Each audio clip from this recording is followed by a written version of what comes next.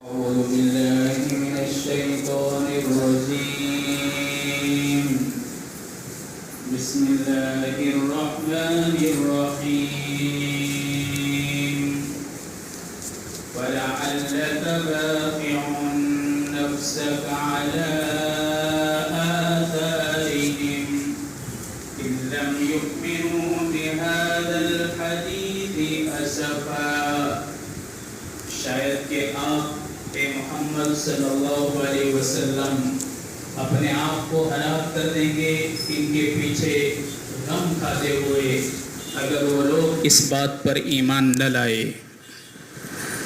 محترم بزرگوں، قرآن پاک کی یہ آیت سرور کونین کے حق میں ایک بہت بڑی عظیم الشان آیت ہے۔ اللہ تبارک و تعالیٰ نے اپنے حبیب کی صفت وہی بیان فرمائی جو اپنے لیے صفت بیان فرمائی۔ اللہ نے اپنے حق میں کیا فرمایا؟ رؤوف الرحیم۔ رؤوف الرحیم اللہ نے اپنے لیے کہا ہے کہ میں بڑا مہربان رحم کرنے والا ہوں۔ سرور کونین کے حق میں بھی یہی دو لفظ اللہ تبارک و تعالیٰ نے ارشاد فرمائے۔ 11ویں پارے میں اللہ فرماتا ہے حریص علیکم، لوگو یہ میرا حبیب، یہ میرا نبی تمہارے ایمان لانے پر لالچی ہیں کہ تم سب ایمان لے آؤ، کسی بھی طریقے سے تم جہنم کا ایندھن بننے سے بچ جاؤ۔ میرا نبی تمہارے اوپر حریص ہیں۔ بالمؤمنین رؤوف الرحیم، ایمان والوں کے لیے رؤوف الرحیم ہیں۔ سبحان اللہ، اپنی جو صفت اللہ نے بیان فرمائی رؤوف الرحیم، اپنے نبی کے لیے فرمایا رؤوف الرحیم۔ یہ آیت جو آپ کے سامنے ابھی پڑھی اور اس کا ترجمہ کیا سورہ کہف کی آیت ہیں۔ اللہ فرماتے ہیں کہ محمد صلی اللہ علیہ وسلم آپ اتنے غمزدہ ہوتے ہیں کہ ہم کو ایسا لگتا ہے کہ اگر یہ کفار مکہ اس مضمون کے اوپر، توحید کے اوپر اور سورۃ الکہف کے اوپر اگر ایمان نہ لائیں گے تو آپ اپنے آپ کو ہلاک کر دیں گے، ہمیں ایسا لگ رہا ہے۔ حضرت نوح علیہ السلام نے اپنی قوم کے اندر 950 سال تک تبلیغ کی، 950 سال تک اللہ کی طرف ان کو بلایا اور ان کو جنت کے راستے کی طرف بلایا۔ جب 40 لوگ یا کوئی 80 لوگ ایمان لائے، انہوں نے دعا فرمائی مولا کریم رب لا تذر علی الارض من الکافرین دیارا۔ نوح علیہ السلام کی دعا سنو۔ نوح علیہ السلام نے فرمایا رب لا تذر علی الارض من الکافرین دیارا، اے میرے رب، اے مولا کریم، روئے زمین کے اوپر کسی بھی منکر کو باقی نہ رکھ، روئے زمین کو پاک صاف کر دے، کوئی بھی تیری زمین کے اوپر انکار کرنے والا بسنا نہیں چاہیے، آباد نہیں ہونا چاہیے۔ اس کی وجہ بھی بیان فرمائی انک ان تذرہم، قرآن پاک سورہ نوح، انک ان تذرہم یضلوا عبادک ولا یلدوا الا فاجرا کفارا، اے میرے رب اگر تو نے ان کو باقی رکھا تو یہ ان کے جیسے منکر ہی جنیں گے، ان کی اولاد بھی منکر ہوگی، تیری نافرمان ہوگی، تیرے نبی کی نافرمان ہوگی، تیرے کلمہ کی نافرمان ہوگی۔ تو نوح علیہ السلام نے دعا فرمائی کہ منکروں سے زمین کو پاک کر دے۔ موسیٰ علیہ السلام کی دعا سنو۔ حضرت موسیٰ علیہ السلام بنی اسرائیل کے نبی ہیں، بنی اسرائیل آپ کے پالے میں آئی تھی۔ جب قوم فرعون نے حضرت موسیٰ علیہ السلام کے قوم پر ظلم و ستم کے بادل برسائے، اللہ کے نبی موسیٰ علیہ السلام نے دعا کی ربنا اطمس علی اموالہم واشدد علی قلوبہم فلا یؤمنوا، اے میرے رب ان کے مالوں کو اور ان کی جتنی بھی پراپرٹی ہیں ان سب کو تو ہلاک اور برباد کر دے۔ موسیٰ علیہ السلام نے دعا کی کہ ان کے مالوں کو تباہ اور برباد کر دے۔ پھر کیا دعا فرمائی؟ وشدد علی قلوبہم فلا یؤمنوا، ان کے دلوں کو اتنا سخت کر دے، اتنا سخت کر دے کہ وہ ایمان نہ لائے۔ ان کو ایمان کی توفیق ہی نہ ملے، بغیر ایمان کے، بغیر کفر کی حالت میں مرنے چاہیے، یہ انہیں پتہ چلے کہ جہنم کیا چیز ہے۔ پھر حضرت عیسیٰ علیہ السلام نے جو وہاں دعا کریں گے تو حضرت عیسیٰ علیہ السلام اپنی بنی اسرائیل کے لیے دعا کریں گے کہ مولا کریم ان تعذبہم فإنہم عبادک، 7واں پارہ، ان تعذبہم فإنہم عبادک، اے میرے رب اگر تو ان کو سزا دے تو یہ تیرے بندے ہیں، اور تو اپنے بندوں کو سزا بھی دے سکتا ہے، اور وَإِن تَغْفِرْ لَهُمْ، اور اگر تو انہیں معاف کر دے تو تو غفور الرحیم ہے، یہ تیری مرضی کی بات ہے کہ تو انہیں سزا دے، یہ آپ کی مرضی ہے، اگر تو انہیں معاف کر دے اور بغیر حساب کتاب جنت دے تو یہ بھی آپ کی مرضی کی بات ہے۔ سرور کونین کی دعا، جس وقت اللہ کے نبی طائف تشریف لے گئے، نبوت کا 10واں سال، سن عیسوی 619، یہ 2016 ہے، سن عیسوی 619 کی بات کر رہا ہوں۔ مئی اور جون کی گرمیاں، مئی اور جون میں کیسی گرمیاں پڑتی ہیں؟ مئی اور جون، مئی کا آخری عشرہ یعنی آخری 10 دن اور جون کے ابتدائی 10 دن، یہ 20 دن آپ طائف تشریف لے گئے۔ نبوت کا 10واں سال، مکی زندگی، مکہ سے آپ طائف گئے۔ کسی بھی طریقے سے یہ لوگ بھولے بھٹکے ہوئے مسافر ہیں، کسی بھی طریقے سے واپس آ جائے اور اللہ کی معرفت نصیب ہو جائے اور کسی بھی طرح ایمان لے آئے اور جہنم سے بچ جائے۔ آپ اس امید کے ساتھ چل کر کے، مکہ سے چل کر کے طائف پہنچے، جو طائف مدینہ سے 60 میل کے فاصلے پر ہیں، 60 میل کے فاصلے پر۔ تو آپ تو مدینہ سے تھوڑی گئے ہیں، آپ تو مکہ سے گئے ہیں، تو یہ نبی کتنا چلا ہوگا کہ جبکہ مکہ سے مدینہ 500 کلومیٹر کی مسافت ہے، تو مدینہ سے 60 میل ہے، تو یہ نبی کتنا تھکا ہوگا گرمیوں کے اندر۔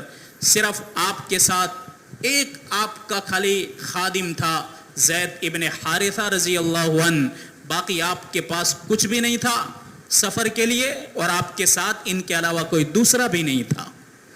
کسی بھی طریقے سے گرمیوں کو برداشت کرتا ہوا یہ نبی طائف پہنچا۔ راستے میں جو بھی قبیلہ ملتا اللہ کی طرف انہیں ضرور بلاتے، راستے میں جو بھی سردار ملتا انہیں اللہ کے کلمہ کی ضرور دعوت دیتے۔ آپ جب طائف پہنچے تو آپ نے سب سے پہلے قبیلہ ثقیف کے 3 سرداروں کی ملاقات کرنے کا ارادہ کیا۔ ایک کا نام تھا عبد یالیل، دوسرے کا نام تھا مسعود، اور تیسرے کا نام تھا حبیب۔ ان کے ابا کا نام تھا عمرو بن عمیر، عمرہ نام ہے، یہ تینوں بھائی ہیں، اور قبیلہ ثقیف کے بہت بڑے سردار اس زمانے کے اندر سمجھے جاتے تھے۔ تو اللہ کے نبی نے سب سے پہلے یہ سوچا کہ لاؤ نے سرداروں کی ملاقات کروں، ہو سکتا ہے کہ ان کی ملاقات کرنے سے پھر ان کے ماتحت ہیں وہ اپنے سرداروں کا مان کر کے ایمان لے آئیں گے، اس لیے کہ بڑوں کا دیکھ کر کے چھوٹے بھی عمل کرنے لگتے ہیں، یہ قاعدہ ہے۔ تو آپ کے دل میں یہ تمنا تھی کہ اگر یہ 3 ہاتھ میں آ جائے تو انشاءاللہ طائف کا نقشہ پلٹ جائے گا۔ اللہ کے نبی ٹھیک ظہر کے وقت ان کے پاس گئے، تینوں کو جمع کیا، عبد یالیل، مسعود اور حبیب، تینوں کو جمع کیا۔ آپ نے اللہ کی طرف سے جو پیغام آپ کو دیا تھا امت کو پہنچانے کے لیے، آپ نے ان کو بات سنائی۔ ان میں سے ایک شریر نے کیا جواب دیا کہ محمد اگر تجھ کو اللہ نے اور خانہ کعبہ کے رب نے تجھ کو نبی بنایا ہے تو یہ اپنے کعبہ کے پردے پھاڑ دے۔ جیسے ہماری زبان کے اندر بھی یہ محاورہ نہیں، اگر یہ ہو تو میں بھنگی کے اولاد بنوں، نہیں کہتے، یہ جہالت کی باتیں ہیں، یہ نہیں بولنا چاہیے لیکن بولتے ہیں۔ یعنی آپ کی امپاسبلٹی کو بیان کر رہا ہے۔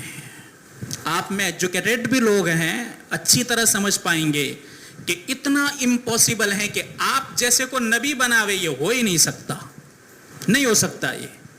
تو ایک نے تو آپ کو اس طریقے سے جھڑک دیا، دوسرے نے کہا محمد نہ میں تیری بات سننے کے لیے تیار ہوں، نہ میں تجھ سے بات کرنے کے لیے تیار ہوں۔ تو دوسرے نے اس طرح آپ کو جھڑک دیا۔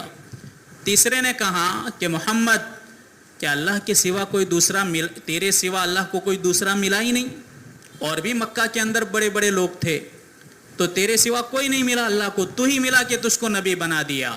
یہ خاتم الانبیاء کو جواب دیے جا رہے ہیں، جو چل کر کے اور گرمیوں کو برداشت کرتا ہوا یہ کائنات کا سردار طائف پہنچا کہ جس کے سر کے اوپر لولا کلمہ خلقت الافلاق کا تاج رکھا گیا کہ اے محمد اگر تو نہیں تو سات زمین بھی نہیں، اے محمد اگر تو نہیں تو مجھے آسمان اور زمین کی کوئی ضرورت نہیں، اے محمد اگر تیرا وجود روئے زمین پر نہیں تو اتنے بڑے سورج اور چاند کی بھی کوئی ضرورت نہیں، اے محمد اگر تیرا وجود دنیا کے اندر نہیں ہے تو 7 ارب اس وقت اور نہ جانے کتنے کھربہ کھرب لوگ آئیں گے اور کتنے مر گئے، مٹ گئے، بھلا دیے گئے، کسی کی بھی مجھے کوئی ضرورت نہیں ہے۔ ایسا نبی طائف کے اندر ان 3 سرداروں کی زبان یہ باتیں سن رہا ہے۔ تو آپ نے جاتے جاتے ان کو کہ خالی یہ بات کہی کہ دیکھو تم نے میرے ساتھ جو بھی بدسلوکی کی خیر ہو گئی، لیکن تم اس بات کو پردے میں رکھنا، لوگوں کو نہ بتانا، ورنہ تمہارا دیکھ کر کے اور بھی شریر میرے ساتھ یہی بدسلوکی کریں گے، ایسا کبھی نہ کرنا۔ 10 دن تک سرور کونین طائف کے اندر مقیم رہے، 10 دن ہر قبیلے کا سردار، طائف کی گلیوں میں چلنے والا ہر مرد، ہر بالغ مرد، ہر چھوٹے مرد کی آپ نے ملاقات کی، لیکن کوئی آپ کی بات پر ایمان نہیں لایا۔ 10 دن کے بعد اللہ کے نبی نے سوچا کہ چلو یہ ایمان نہیں لا رہے ہیں، ہو سکتا ہے ان کی تقدیر میں نہ ہو، یا ہو سکتا ہے کہ میرے رب کا ارادہ کچھ اور ہی ہو۔ تو آپ نے واپس نکلنے کا ارادہ کیا، طائف کو چھوڑنے کا ارادہ کیا۔ ان تینوں نے کیا کیا؟ اللہ کے نبی کے پیچھے شریر لڑکوں کو لگا دیا، شریر لڑکوں کو کہا کہ ان کو پتھر مارو، ان کو گالیاں دو، سیٹیاں بجاؤ، تالیاں پیٹو اور ذلت کے ساتھ ہمارے شہر طائف سے انہیں باہر کر دو۔ کائنات کا سردار یہ بدسلوکی کے ساتھ طائف کو چھوڑ رہا ہے۔ آج طائف والے اس کو مانتے نہیں ہیں، شرم آتی ہیں، طائف والوں کو شرم آتی ہے کہ ہمارے باپ دادوں نے ایسا کیا ہی نہیں ہے۔ کیوں؟ اس لیے کہ کوئی چھوٹی بات نہیں ہے یہ، اس لیے طائف والے کہتے ہیں کہ ہمارے باپ دادوں نے ایسا نہیں کیا ہوگا، یہ شرمندہ ہیں اس بات پر، آج کی نسل، ابھی کی نسل بھی۔ تو اللہ کا نبی نکل رہا ہے، اتنی بھیڑ ہو گئی کہ اللہ کے نبی کے راستے پر 2 لائن ہو گئی، ایک لائن میں یہاں لڑکے کھڑے ہو گئے، دوسری لائن میں کھڑے ہو گئے، آپ بیچ سے چل رہے ہیں، زید ابن حارث آپ کے ساتھ ہیں، کوئی سیٹی مار رہا ہے، کوئی گالی دے رہا ہے، کوئی آپ کی شان میں گستاخی کر رہا ہے۔ تھوڑے دور گئے تو ان تینوں سرداروں نے کہا ایسے نہیں، پتھر مارو انہیں۔ آپ پر پتھروں کی بارش برسائی گئی، پنڈلی مبارک چھلنی ہو گئی، ایڑی مبارک کے اوپر کئی چوٹیں آئی، آپ کو، آپ کے معصوم پیر اور آپ کی معصوم جوتیاں خون سے آلود ہو گئی، خون آپ کی جوتیوں کے اندر بھر رہا تھا پانی کی طرح۔ زید ابن حارثہ اپنی پوری طاقت سے پتھروں کو روکتے تھے، کبھی ہاتھ سے، کبھی پیٹھ کے اوپر، کبھی پیر سے روکتے، کبھی سر سے روک لیتے۔ زید ابن حارثہ بھی پورے چھلنے ہو گئے، بیچارے کا پورا بدن زخمی ہو گیا، وہ بھی لہو لعان ہو گئے۔ ایسی حالت میں اللہ کے نبی لنگڑاتے ہوئے کسی بھی طرح چلتے چلتے طائف سے 3 میل دور ایک باغ تھا، انگور کا باغ تھا، اس میں گھس گئے آپ۔ زہے قسمت یہ باغ کس کا تھا؟ آپ کے 2 کٹر دشمن عتبہ بن ربیعہ اور شیبہ بن ربیعہ کا یہ باغ تھا۔ لیکن اللہ کے نبی اتنے نڈال ہو گئے تھے کہ ایک چھوٹی سی دیوار تھی، اس دیوار کو سہارا لے کر کے آپ بیٹھ گئے، ایک درخت کی اوٹ کے اندر چھپ گئے۔ جب انہوں نے دیکھا کہ باغ کے اندر گھس گئے تو ٹولا تو چلا گیا، طائف کے لڑکے جتنے اوباش قسم کے تھے یہ سب واپس ہو گئے۔ اللہ کے نبی نے وہاں بیٹھ کر ٹھنڈی سانس لی، اپنے ہاتھ اٹھائے، مولا میں میری کمزوری کی شکایت کرتا ہوں، میں میری بے کسی اور بے بسی کی میں شکایت کرتا ہوں. رب کائنات تو کمزوروں کا رب ہے, تو کمزوروں کا رب ہے. میرے رب تو نے مجھ کو کس کے حوالے کر دیا, کن دشمنوں کے حوالے کر دیا کہ جنہوں نے میرے ساتھ یہ بدسلوکی کی, میرے ساتھ یہ بدتمیزی کی, ایسے لوگوں کے حوالے مجھ کو کر دیا. مولا میں تیرے چہرے کی اس نور کی پناہ مانگتا ہوں کہ جس سے کفر اور ضلالت کی اندھیریاں چھٹ گئی, دور ہو گئی. مولا کریم تو میری حفاظت فرما. یہ نبی, یہ الفاظ حدیث کی کتابوں کے اندر ہیں, عربی کے الفاظ ہیں. اگر آپ عربی پڑھو اور اگر جانتے ہوتے تو میرے بھائیو ہر حرف کے اوپر رونا آ جاتا. دعاء المستضعفین کے نام سے یہ دعا بڑی مشہور ہیں حدیث کی کتابوں کے اندر. تو اللہ کے نبی جب اس طریقے سے بیٹھ کر دعا کر رہے تھے, ارے آپ کے دشمنوں کو بھی رحم آ گیا. عتبہ بن ربیعہ اور شیبہ بن ربیعہ جو آپ کے کٹر دشمن تھے, آپ کے دشمنوں کو دیکھ کر رحم آ گیا کہ ہائے طائف والو تمہارا ستیہ ناس ہو, تم نے محمد بن عبداللہ کے ساتھ کیا کر دیا, یہ کیا کر دیا, تم نے ایسی بدسلوکی کی کہ ان کے پیر زخمی کر دیے کہ بیچارہ چل بھی نہیں پاتا. تو دشمن رو رہے تھے, دشمنوں کو رونا آ گیا. تو ان دونوں بھائیوں کا ایک خادم تھا, ایک نوکر جس کا نام تھا عداس, عیسائی تھا یہ. اس کو کہا کہ یہ انگور کا جو باغ ہے ہمارا, اس میں سے کچھ انگور کے خوشے توڑو اور توڑ کر کے محمد کو دے دو. نبی تو مانتے نہیں تھے, اس لیے محمد بن عبداللہ کہتے تھے. تو کہا محمد کو دے آؤ. تو عداس خوشوں کو لے کر کے سرور کائنات کے پاس پہنچا. تو آپ نے اس کے ہاتھ سے کیا کہہ کر لیا, بسم اللہ الرحمن الرحیم کہہ کر لیا. تو عیسائی غلام دنگ رہ گیا. وہ کہنے لگا کہ بزرگ میں آپ سے ایک بات پوچھوں. کہاں, پوچھ بیٹا. تو کہاں ہے, پہلے آپ نے پوچھا تو کہاں ہے, تیرا نام کیا ہے اور تو کس مذہب سے تعلق رکھتا ہے. تو عداس نے کہا کہ بزرگ میرا نام عداس ہے, میں شہر نینوا کا رہنے والا ہوں. نینوا آج عراق کا ایک قصبہ ہے, ٹاؤن ہے. اس زمانے کے اندر بھی یہ شہر سمجھا جاتا تھا. تو کہا کہ میں نینوا سے ہوں اور میرا نام عداس ہے اور میں عیسائی ہوں. تو آپ نے اپنے دل کے اوپر ہاتھ رکھ کر کے کہا کہ او ہو, تم تو میرے بھائی کے شہر کے ہو. تو چونک گیا ایک دم کہ ان کا بھائی عراق کے اندر, نینوا کے اندر. کہا کہ آپ تو میرے بھائی. کہا کون تمہارا بھائی. عداس نے اللہ کے نبی سے پوچھا کون تمہارا بھائی. تو آپ نے کہا کہ تم یونس ابن متہ علیہ السلام کے شہر کے ہو, اور یونس نبی ہیں اور نبی کا بھائی ہوتا ہے, تو یونس میرا بھائی ہے. تو عداس ایک دم دنگ رہ گیا, او ہو تو بھی نبی ہے پھر تو. عیسائی کہنے لگا تو بھی نبی ہے. پھر اس نے اللہ کے نبی کا ہاتھ پکڑا اور بوسا دیا, آپ کی پیشانی مبارک پر بوسا دیا اور آپ کے پیروں کے اندر گر گیا. یہ منظر دیکھ رہے تھے کون, عتبہ بن ربیعہ, شیبہ بن ربیعہ, دونوں دیکھ رہے تھے. تو کہنے لگے مانو نہ مانو محمد کی باتوں میں آ گیا ہو, بات پوری ہو گئی.